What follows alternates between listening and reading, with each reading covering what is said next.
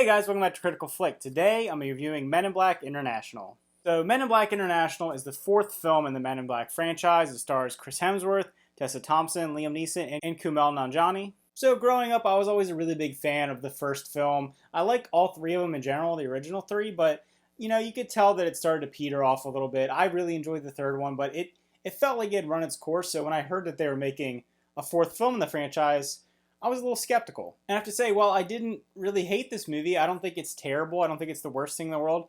But I don't think it's even on the level as the first three. Maybe if you want to compare it to closer to the second or third one. But it's certainly nowhere, for me, as good as the first film. And the weird thing about it is it feels like it really wants to be like the first film. A lot of the beats in the film are similar to what goes on in the first movie. When you have Will Smith being introduced to the Men in Black, kind of being immersed into this crazy, hidden alien world. You have that going on with Tessa Thompson in this film.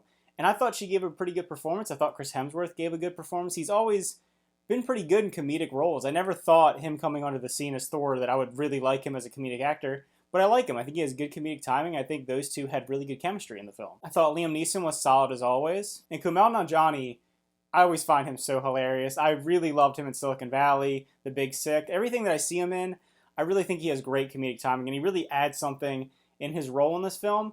But his character in particular, it's strange having a CG character interacting with live action when it's not the best CG, not the worst CG.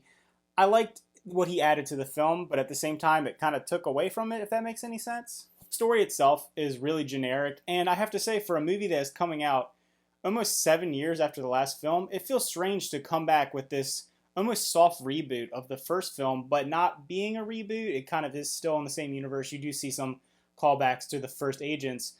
It's just strange. It felt like, why did you decide to make this movie when there wasn't really a lot of a story to be told there. There wasn't a lot going on in the movie that felt like, oh, we need to bring Men in Black back. We need to have this interesting thing.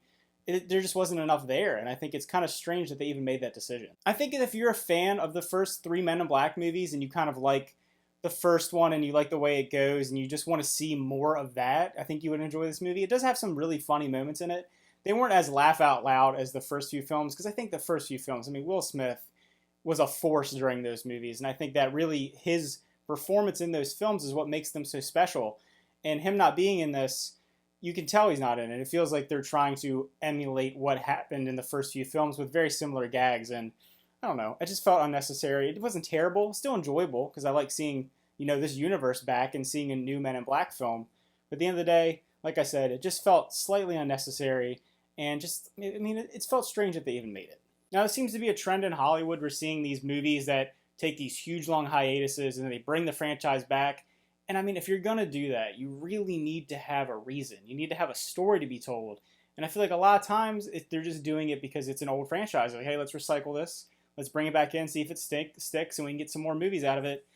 And this one just didn't land for me. So if I were to rate this movie, I would give it a 5 out of 10. I think it's perfectly average. I don't think it's aggressively terrible. I don't think it's anywhere near the caliber of especially the first film.